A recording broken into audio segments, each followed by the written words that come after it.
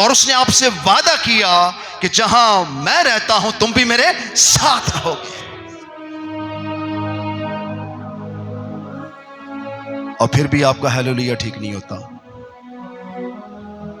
फिर भी आप खुदावंद के लिए 10 मिनट खड़े नहीं हो सकते। आपके घुटनों का पेन जा सकता है, खुदा का कलाम बंद बहड़ी गूते में से गुजरता है। बहुत से लोग कहते हैं मेरी पसली चढ़ जाएगी। आपकी पसली ठीक हो सकती है, क्योंकि खुदा का कलाम कभी खाली वापस नहीं आएगा। आपके हालात बदल सकते हैं, आपका इज़्दिवाज बदल सकता है, आपकी कारोबारी जिंदगी, इज़्दिवाजी जिंदगी में बरकत आ सकती है, क्योंकि कहने वाला इतना बड़ा है। वो कहता है क्या हो जा, क्या हो जा, आसमान हो जा। तो क्या हो जाता है? आसमान। और आसमान को आज तक कोई दरियाफ्त नहीं कर सका। वो इतना वसी है कि हजारों सितारे, हजारों सियारे, सितारे स्यारे, सूरज चांद, ये इतना कुछ उसने आपके लिए बनाया ताकि आप रास्तबाज ठहर जाएं, ताकि आप पाक ठहर जाएं, ताकि आप खुदा की बादशाही में दाखिल हो जाएं। कभी गौर किया आसमान की तरफ? हमें आदत पड़ गई है आसमान के नीचे रहने की। आपने कभी आसमान पर गौर से नहीं देखा है? गौर से देखें अपनी छत पर चढ़कर। आपके ख्यालात आपको इधर उधर लेके जाएंगे, लेकिन आप गौर करें कि आसमान बनाने वाला सिर्फ मेरा खुदा है, क्योंकि वही कहता है कि मैंने आसमान और जमीन को बनाया।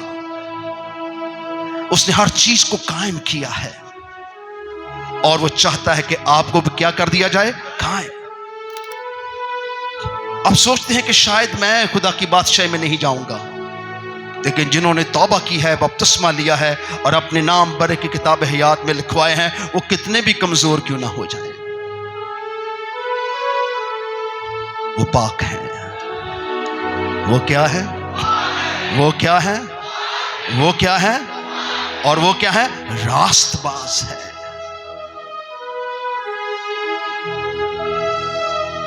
हम इसलिए परेशान, उदास और बीमार रहते हैं क्योंकि हमने कभी भी, अच्छा डॉक्टर जो कहता है उसको बड़ी तवज्जो देते। डॉक्टर साहब ने ये कहा था, ऐसा ही कहते हैं ना, सारा दिन सारा वक्त आप पास डॉक्टर्स की बातें दिमाग में गूंजती रहती हैं, लेकिन खुदा का कलाम कभी खाली वापस नहीं आता। अगर ये बदन खुदा की हैकल है तो आपके बदन के अंदर खुदा का कलाम गूंजना चाहिए। फिर देखें फिर क्या होगा। मैं अक्सर आपको कहता हूं कि लाजर मर गया था, लेकिन जब जिंदगी ने उसे आवाज दी तो वो कब्र से क्या हुआ? वो कब्र से क्या हुआ? वो तो मर चुका था। ये वो कलाम है जिसकी मुर्दे भी उसकी आवाज को सुनते हैं। उसने कब कहा कि वो मुर्दों का खुदा है? वो तो जिंदों का खुदा है। आप सोचते हो कि इब्राहिम, इसहाक, याकूब तो मर गए, तो फिर वो जिंदों का खुदा कैसे हुआ? इससे पहले कि दुल्हन खुदा की बादशाही में जाए, उनको क्या किया गया है? जिंदा किया जाएगा, और उनको जिंदा करके दुल्हा के साथ खड़ा किया जाएगा, ताकि वो दुल्हन को जमीन से कहां ले जाए? आसमान पर। आप सोचते हैं कि आसमान पर हम कैसे जा सकते हैं? अभी तो क़यामत होने वाली है, लेकिन मकाशवा का कलाम हमें कहता है जब तक दुल्हन जमीन से आसमान पर नहीं उठाई जाएगी, कोई क़यामत बर्पा ना होगी। जब दुल्हन आसमान पर उठाई जाएगी और फिर लौट कर यीशु दुल्हा के साथ जमीन पर लौटेगी। ये खुदा का कलाम हमें छोटा सा फ्यूचर नहीं, एक बड़ा फ्यूचर दिखा रही है। और जब जमीन पर दोबारा दुल्हन के साथ लौटेगा तो 1000 साल क्या है? बादशाही है। कहां पर? कहां पर? कहां सी जमीन पर? इस जमीन पर। ये जमीन जो इंसान ने, इब्लीस ने गंदगी डाल दी है, ये सब चीजें हिला दी जाएंगी। सब चीजों को खुदा हिला देगा ताकि खुदा की बादशाही जमीन पर आ सके। हम क्या हैं खुदा की? हम खुदा की क्या है? हम क्या है खुदा की? कहीं मौत का जिक्र है? नहीं। हम खुदा की बादशाही है और यीशु की बादशाहत जब जमीन पर उतरेगी तो उसकी बादशाही भी उसके साथ आएगी। यीशु की 1000 साल बादशाही खुदा के कलाम मकाशवा के मुताबिक इस जमीन पर है और दुल्हन उसके साथ होगी और बनी इस्राएल के अंदर उसके रसूल बैठकर बनी इस्राएल के 12 कबीलों का क्या करेंगे? इंसाफ करेंगे। और मुकद्दसीन दुनिया का क्या करेंगे? इंसाफ करेंगे। ये 1000 साल बादशाही दुल्हन का वलीमा है। दुल्हन का क्या है? सिर्फ जश्न होना दुल्हन के लिए। जमीन पर जश्न मनाया जाएगा 1000 साल बादशाही के अंदर। यीशु और बाप और रुल कुद्दस यहां हमारे साथ मौजूद होंगे और जमीन पर 1000 साल बादशाही के अंदर जश्न मनाया जाएगा कि यीशु क्या है? बादशाहों का बादशाह और खुदावंदों का खुदा। फिर जब 1000 साल बादशाही गुजर जाएगी फिर थोड़े वक्त के लिए इब्लीस को छोड़ा जाएगा ताकि बाकी लोग भी जो खुदा की बादशाही के खिलाफ हैं वो फिर एक बार जंग करें। किसके साथ? खुदा के साथ। मैं बड़ी गहरी बातें कर रहा हूं, ये आम बातें नहीं है। जब जमीन पर 1000 साल बादशाही खत्म होगी तब इब्लीस को कुछ अरसा के लिए छोड़ा जाएगा और फिर हर मजदून की एक बड़ी जंग होगी और वो फैसला कुन जंग होगी और उसमें हमेशा के लिए इब्लीस को आग और गंधक की झील में डाल दिया जाएगा और वो झूठा नबी और वो हुकूमतें और वो सब इब्लीस का लश्कर आग और गंधक की झील में डाल दिया जाएगा और उसके बाद कभी उनको वापस आने का कोई रास्ता बाकी ना रहेगा। और फिर 1000 साल बादशाही का दूसरा सेशन शुरू होगा। तब मुर्दे जिंदा किए जाएंगे। वो जो मसीह यीशु में नहीं सोए वो गैर कौम और उम्मतों के मुर्दे जिंदा किए जाएंगे, लेकिन जो मसीह यीशु में होंगे वो 1000 साल बादशाही से पहले उठा लिए जाएंगे। जैसे लाजर उठा लिया गया, जैसे यीशु जी रैप्चर हुए, ऐसे ही कलीसिया क्या होगी? रैप्चर होगी। और इस रैप्चर के बड़े काम और मंसूबे के अंदर 1000 साल बादशाही के बाद और 1000 साल बादशाही खत्म होते ही वो यरूशलेम आसमान से उतरेगा जिसमें दुल्हन को आरास्ता करके उसमें रखा जाएगा हमेशा के लिए। Hallelujah, hallelujah, hallelujah. आपके लिए यीशु ने कैसी जगह रखी है आप सोच नहीं सकते। इसलिए आप क्या हैं? अभी भी सोच के कहते हैं आप क्या हैं? बच्चों आप सब क्या हैं? क्या हैं? जरा नारा मार के क्यों नहीं बोलते हम क्या हैं? जो बच्चे होते हैं ना वो मन के बड़े सच्चे होते हैं। हमें यकीन नहीं होता इसलिए हम जरा कार्रवाई सी कर देते हैं, लेकिन अगर हम वाकई बच्चों की तरह खुदा की आवाज, खुदा के कलाम को रिसीव करें तो ये बात आपके लिए बाइस बरकत है। खुदा का कलाम आपको पाक कर चुका है, यीशु का लहू आपको पाक कर चुका है, खुदा बाप आपको पाक मकामों में, पाक जात में दाखिल कर चुका है, लेकिन तो भी आप अभी तक अपने को गुनाहगार नापाक समझते हैं। जब खुदा आपको पाक ठहराता है तो कोई आपको नापाक ना ठहरा सकेगा। यीशु ने कहा तुम सब के सब शिगिर्दों को क्या कहा? पाक हो। पतरस ने कहा मेरे पांव धो दे, मुझे नला दे ताकि मैं क्या हो जाऊं? पाक और साफ हो जाऊं। यीशु ने कहा तू हमेशा के लिए क्या है? पाक है। सिर्फ तुझे पांव धोने की हाजत है। क्योंकि दुनिया में बहुत गंदगी है, तेरे पांव नापाक होते हैं, सिर्फ तो अपने पांव धोया कर, क्योंकि तू क्या है, तू क्या है, तू क्या है, तू क्या है, पाक है। मसीही कौम से बढ़कर दुनिया में कोई पाक नहीं, क्योंकि उस पर खुदा का क्या हुआ, फजल हुआ है। और ये फजल उसने अपने पाक लहू से किया है, ताकि जो कोई उस पर ईमान लाए क्या ना हो, बल्कि हमेशा की। यह आपने कहा है, किसने कहा है, यीशु ने कहा है। मैं बहुत जल्द एक बड़ा गहरा कलाम जो आज तक आपने नहीं सुना होगा, तसलीस के ऊपर देने वाला हूं, ताकि आप खुदा बाप, खुदा बेटे, खुदा रुकदस के भेद को समझ सकें। आपके पास एक ऐसी पकीज़गी, एक ऐसी रास्तबाजी खुदा ने आपको अता कर दी है जिसमें इंसान का कुछ भी नहीं है, बल्कि खुदा खुद आपकी जिंदगी में मौजूद है। शागिर्दों ने जब यीशु को आसमान की तरफ जाते देखा, तब उनको समझ आई कि जो हमारे दरमियान था वो कौन था। आप जब तक जमीन से उठाए नहीं जाएंगे, आपको मालूम ना पड़ेगा कि हम कौन हैं। कायनात में किसी कौम से खुदा ने वादा नहीं कहा, यहां तक कि इस्राएल भी रैप्चर नहीं होगा, वो जमीन पर रहेगा। वो कौम जमीन पर रहेगी, जो नबियों की औलाद है वो जमीन पर रहेगी, पर आपको आसमान पर उठाया जाएगा। क्योंकि आप क्या हैं, आप क्या हैं, आप क्या हैं, आप क्या हैं।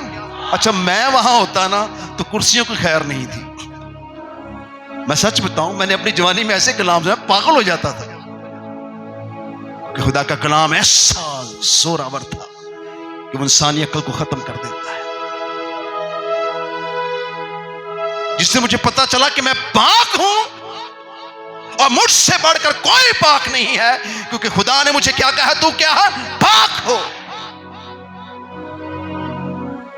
तो बड़ी इसका सारा मंसूबा खत्म हो जाता है। कोई आपको छू नहीं सकता है, कोई आपके अंदर दाखिल नहीं हो सकता है, कोई कमजोरी, कोई गुनाह आपको दबा नहीं सकता है, कोई ऐसी बात जो आपको खुदा से दूर ले जाए, ऐसा हो नहीं सकता है। क्योंकि जिसने आपको पाक किया है, उसने खून से आपको पाक किया है, ताकि आपका गुनाह, आपके बदन का गुनाह, आपकी जान का गुनाह, आपकी रूह का गुनाह भी क्या हो, पाक और साफ हो जाए। सो जब आप अपने अंदर पकीज़गी के इस फजल को महसूस करेंगे, आपका हर दिन खूबसूरत होने वाला है। हालेलुया।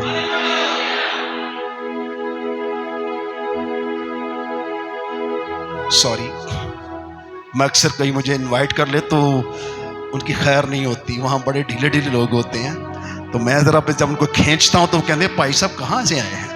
मैं कहा आसमान से आए हैं, क्योंकि इतने बड़े खुदा की तमजीद और ताज़ीम करने के अंदर आपके अंदर ताकत नहीं है, क्योंकि आपका खुदा इतना पाक है कि आसमान पर आज तक कोई गंदगी नहीं गई है। इसलिए कहता है वो आसमान उसका क्या है, तख्त है, और कहता है यरूशलेम मेरे पांव की चौकी है। वो आपको जमीन पर चिरागों की तरह देखता है, क्योंकि उसने आप पर क्या किया है, शाबाश, उसने आप पर क्या किया, आप पर खुदा कर उठा रहा है। अब उसने आप पर फजल किया है, और ये फजल किसी इंसान का नहीं, किसी रास्तबाजी का नहीं, बल्कि मसीह यहू के पाक खून के वसीला से हुआ है। कोई चीज भी खून के बगैर पाक साफ नहीं की जाती। ये मज़बा भी खून से साफ होता है, ये घर भी जब इसे पाक तकरीस की गई तो इसे खून से पाक साफ किया गया। इसलिए सब चीजें शरीयत के माफिक खुदा पाक साफ करता है, और उसने आपको शरीयत के मुताबिक पाक साफ किया। आपकी पकीज़गी के लिए उसने बकरों छतरों का खून नहीं लिया है, बैलों बकरों का खून नहीं लिया, बल्कि उसने खुद आकर जमीन पर अपनी जान आपके लिए दी है। लिखा कि जब उसका खून सलीब पर बहा तो कब्रें क्या हुई, और जो कोढ़ी गारों में छुपे थे वो खून से लबालब बारिश उन पर जब पड़ी तो वो क्या हो गए, पाक। 10 कोढ़ी जब यीशु को दिखाई देते दूर से कहते हैं, अरे रबी हम पर क्या कर, इब्ने दो हम पर क्या कर, रहम कर। यीशु ने कहा जाओ तुम 10 के 10 क्या हो, पाक। 10 के 10 क्या हो, तो 10 के 10 क्या हो गए, क्या हो गए, पाक हो गए। कहता जाओ अपने ताहिन काहिनों को दिखाओ, तुम्हारे जिस्मों से गंदगी जाती रही और वो जाते जाते क्या हो गए। हालांकि वो यीशु को नहीं जानते थे, आप तो यीशु को जानते हैं क्योंकि उसने आपके लिए फिदिया दिया है। तो कोढ़ी क्या हुए, पाक हो गए। वो पाक कोढ़ी क्या सभी के सभी आके खुदा का शुक्र अदा करते हैं? कौन, कितने लोग आए थे, एक आया था। उसने कहा बाकी कहां है, क्या बाकी पाक ना हुए? उसने कहा सारे पाक हो गए थे। जब तूने कहा कि पाक हो जाओ तो हम क्या हो गए, पाक हो गए। हम जब कहानों के पास पहुंचे तो हमारे तायन पाक थे, हमारे जख्म, हमारी नापाकी खत्म हो चुकी थी, हम पाक हो गए। तो उसने कहा बाकी नहीं आए। हम सब ऐसे हैं, कभी इसका शुक्र अदा नहीं करते हैं, कभी इस इबादत को एक बड़ी इबादत समझकर खुदा के पास नहीं आते कि आज मुझे अपने खुदा से मुलाकात करनी है, मुझे आज उसकी बातों को सुनना है। वो मुझसे हम कलाम होता है, मैं उसकी बातें सुनूंगा, वो मेरी बातें सुनेगा, मेरा मसला क्या हो जाएगा, हल हो जाएगा। एक आखिरी रेफरेंस के साथ ताकि आपको बात की समझ आए। एक औरत जो नहायत नापाक, एक वाशिया औरत आकर यीशु के पांव में अतर डालती है और अपने बालों से पूछती है, और फकी फरीसी और शमाऊन जिसके घर में ये काम वाकया होता है वो सब डर जाते हैं कि हो ये औरत नापाक थी, इसने उसको छू लिया और नबी को क्या कर दिया, नापाक कर दिया। क्या वो नापाक हो गई थी, क्या वो नापाक हो गई? वो इतना पाक है कि नापाक भी से छूता है तो क्या होता है, पाक हो जाता है। यीशु ने क्या कहा, बेटी तेरी मोहब्बत ने मुझे मजबूर किया है कि मैं कहूं कि जा तेरे गुनाह माफ हो गए, सलामत चली जा। शमाऊन गौर से यीशु को देखता है, ये क्या कहा यीशु ने? तो यीशु ने क्या कहा, शमाऊन मैं तेरे घर में आया और शरीयत के माफिक तुझे मेरे पांव और हाथ धोने चाहिए थे क्योंकि मैं तेरा मेहमान था, पर तूने अपने घमंड में मेरे हाथ पांव नहीं धोए क्योंकि तू फक्की फरिश्तियों के साथ उठता बैठता है। देख उसकी मोहब्बत, वो आंसुओं से मेरे पांव को धोती है और अपने बालों से पहुंचती है। उसकी मोहब्बत देख, क्या मैं उससे मोहब्बत रखूं? अगर मैं आदमियों और फरिश्तों की जुबानें बोलूं, मोहब्बत ना रखूं तो ठनठनाता पीतल और झंझनाती छाछ। अगर मुझे कुल इल्म की वाकफियत तो मेरा इल्म यहां तक कामलों के पहाड़ों को हटा दूं, मोहब्बत ना रखूं तो मैं कुछ नहीं। झुंझलाती नहीं, बदगुमानी नहीं करती, अपनी बेहतरी नहीं चाहती। मोहब्बत को ज़वाल नहीं है, नबूतें हो तो मकूफ हो जाएंगी, इल्म हो तो छाता रहेगा क्योंकि हमारा इल्म नाकिस है, लेकिन जब कामिल आएगा तो नाकिस। सोई मैंने लिखा है, यीशु ने क्या कहा, ये मैंने लिखा है, मैं हूं मोहब्बत। खुदा ने दुनिया से ऐसी मोहब्बत रखी कि उसने अपना इकलौता बेटा बख्श दिया है। तो फिर गुनाहगार क्यों ना रास्तबाज हो जाए, पाक हो जाए, आसमान पर चले जाए, क्योंकि यीशु ने कहा है। हालेलुया। खुदा के कलाम में लिखा है कि यीशु ने कहा कि शमा, ना तूने मेरे हाथ धोए ना मेरे पांव धोए। उसकी मोहब्बत देख। आपने कभी अपनी मोहब्बत खुदा को नहीं दिखाई है, उसने हमेशा अपनी मोहब्बत आपको दिखाई है। वो कहता है जान देने तक वफादार है, मैं तुझे जिंदगी का ताज दूंगा। आपके पास जिंदगी का ताज हासिल करने का वक्त है, इसे जाया ना करें। खुदा की बादशाही बहुत नजदीक आ गई है, बहुत जल्द रैप्चर होने वाला है। मैं अपनी तरफ से नहीं कह रहा, खुदा के रूह के हवाले से बात कर रहा हूं, क्योंकि जो कुछ मुकाशों की किताब में मैंने सीखा और पढ़ा है, ऐसे कलाम खुदा के इबादत गाहों में कम खोलते हैं लोग, क्योंकि ये वो कलाम है जो आपकी पुश्त को, आपकी जिंदगी को तब्दील करके रख देंगे। क्योंकि खुदा का कलाम इतना ज्यादा जमीन पर हो चुका है कि अगर कोई इसे कबूल करेगा, कोई भी नापाक ना रहेगा। बल्कि जो उसमें मर चुके हैं, इस कलाम को सुनते सुनते वो मुर्दों में से जी उठेंगे, और जो सुन रहे हैं वो क्या होंगे? तब्दील हो जाएंगे, और हवा में उड़कर उसका क्या करेंगे? इस्तकबाल करेंगे। कितनों को बरकत मिली है? मैंने पूछा कितनों को बरकत मिली है? आइए बुलंद नारे के साथ खुदा के कलाम की तमजीद और तासीम करेंगे। हालेलुया! यीशु के खून में, यीशु के खून में, यीशु के खून में। आइए पाक खुदावंद के लिए जोरदार हाथों से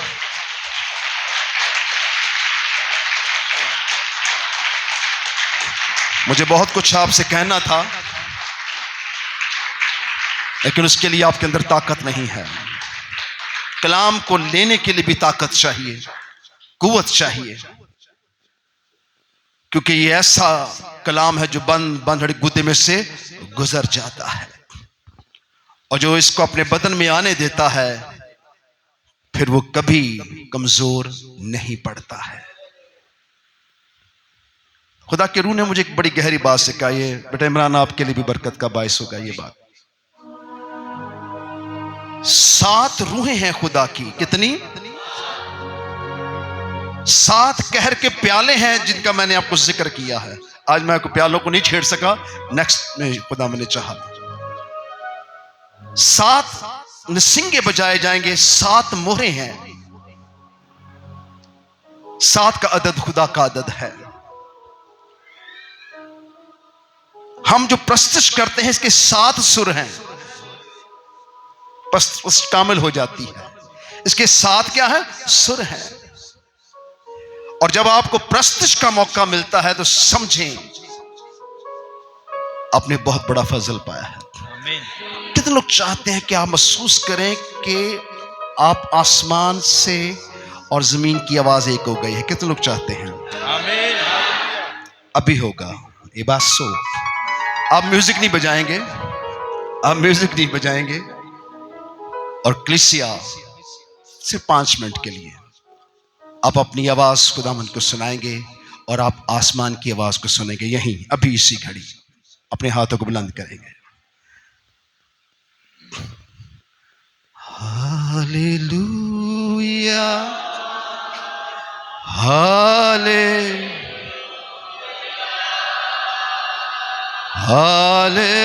हालेलुया, हालेलुया,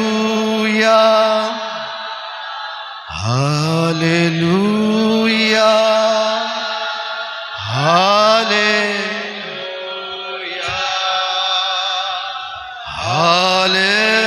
हालेलुया। यही कहेंगे बस। Hallelujah, hallelujah,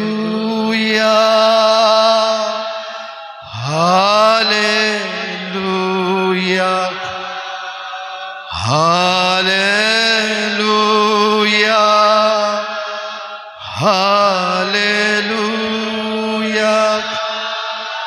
hallelujah, hallelujah,